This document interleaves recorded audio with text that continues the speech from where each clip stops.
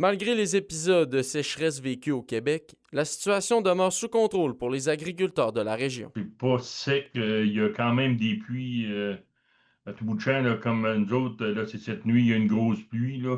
Fait que je pense qu'on n'a pas de sécheresse comme telle, là. Puis c'est certain que les terres étaient gorgées d'eau en juillet, là. Fait que là, je pense pas que c'est une problématique chez nous, là. Et nous sommes allés rencontrer un agriculteur qui nous confirme que les récoltes sont bonnes. Oui, définitivement, ça n'a pas impacté, ça a été le contraire. On a vu beaucoup trop de pluie. À ce moment-là, c'est là qu'on avait des problèmes. Il était temps qu'ils se mettent à faire sec.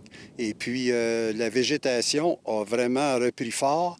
Et puis, le fait que maintenant, elle est très, très forte, solide, l'humidité reste quand même sur le sol, là. D'ailleurs, sa récolte s'annonce pour être 2 fois meilleure que les dernières années. Cette année, je m'y attends. On va juste regarder là, le volume de production qu'il y a là, la densité du grain. Puis le grain, en plus, il est chargé. Les épis sont lourds, puis ils sont longs. D'après moi, on va aller le chercher assez aisément. Et comme vous le voyez sur ces images, sa première coupe de foin destinée aux chevaux a également été bonne.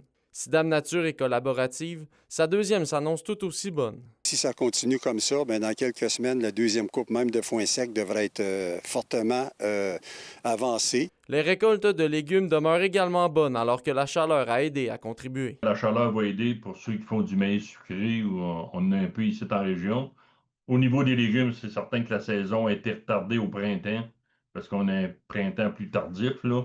Mais le reste, en tout cas, ça a l'air à quand même bien aller au niveau des récoltes, là. Il reste tout de même que les précipitations ont joué les troubles fêtes. Les 2 derniers mois pluvieux ont tout de même causé pour certains des retards dans la première coupe de foin. Et la deuxième aura lieu comme prévu malgré la température des derniers jours. En juillet, que la première coupe était retardée. Là, la deuxième coupe, les producteurs sont dedans. Ils vont sans doute faire une troisième coupe, là, mais ça n'a pas été retardé, là.